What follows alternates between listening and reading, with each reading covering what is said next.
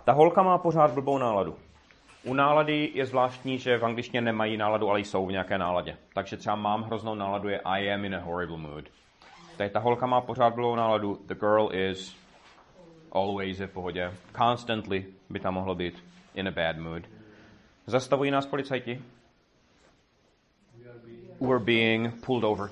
Pull over je výborné, we're being pulled over. A tam už ani nemusíte dávat ty policajty. Jako jediný, kdo má pravomoc vás pulloverovat, jsou policajti. Takže we're being pulled over.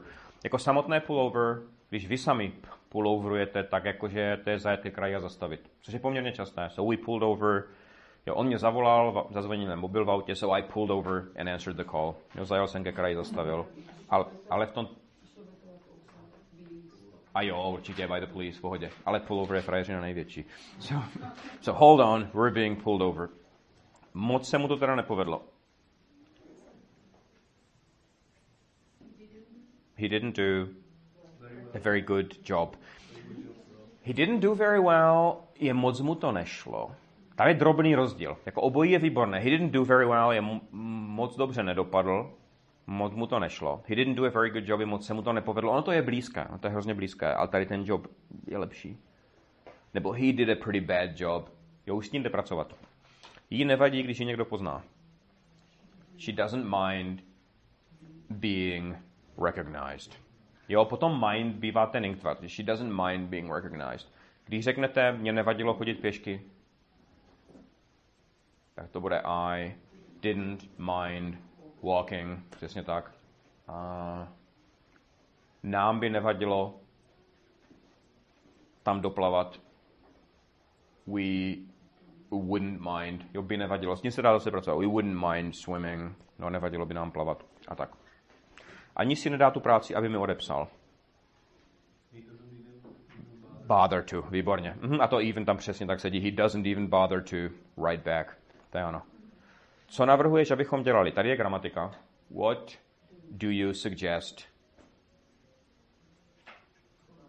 Právě, že tohle je v jiných obratech. Ve všech jiných je for us to do, ve všech podobných. To suggest je blbé, tam je vedlejší věta nejlepší. Jo, po suggest hned říkejte that. Pak už to řeknete správně. Takže what do you suggest that? We should do, we could do, we do. Už cokoliv tam dává smysl. Jo, so what do you suggest we do?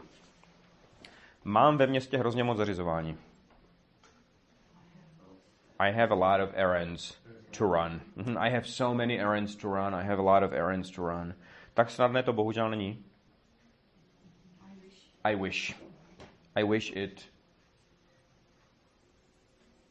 Tak snadné to bohužel není. I wish it was. Tam je, oni to tlačí ještě víc do minulosti. Oni tam dávají ten minulý čas. I wish it was that easy. Yeah, I wish it was that easy. Ty bys radši, aby ho nemocněla? Otázka. Ty bys radši, aby ho nemocněla? Would you rather... A zase celou větou. Ne infinitivem, ale would you rather I got sick nebo got ill. Yeah, would you rather I got sick? A me being sick?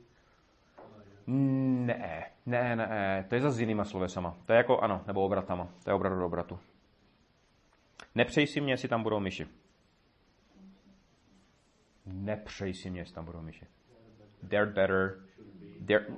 Už bez should. To už je tam to had better vlastně. They're better not be any mice there. Nebo there'd better be no mice there. Hey, there'd better be no mice there. Ne, aby tam byly myši. Když chceš odejít, stačí zvednout ruku. All you have to do. Přesně tak. All you have to do is raise your hand. Samozřejmě ta jednoduchá verze just raise your hand je taky v pohodě. Just většinou stačí, ale tohle je hezké. All you have to do. To další je teda těžší. Stačí jeden překlep a je zle. Překlep je typo, or typographical mistake. Stačí jeden překlep. All it takes. To je ono. All it takes is one typo and je zle? You're screwed by tam šlo. You're screwed je výborné. Nebo you're in trouble. Přesně tak. In trouble, screwed. Tady tyhle obraty, to je přesně ono. A tady teda z téhle věty není jasné, jestli je tam you, nebo I, nebo we. Jo, tam může být cokoliv v závislosti na kontextu. So all it takes is one typo and I'm in big trouble. Ani to by tenkrát nestačilo. Ani to by tenkrát nestačilo. Aby tam to ani bylo hned z počátku.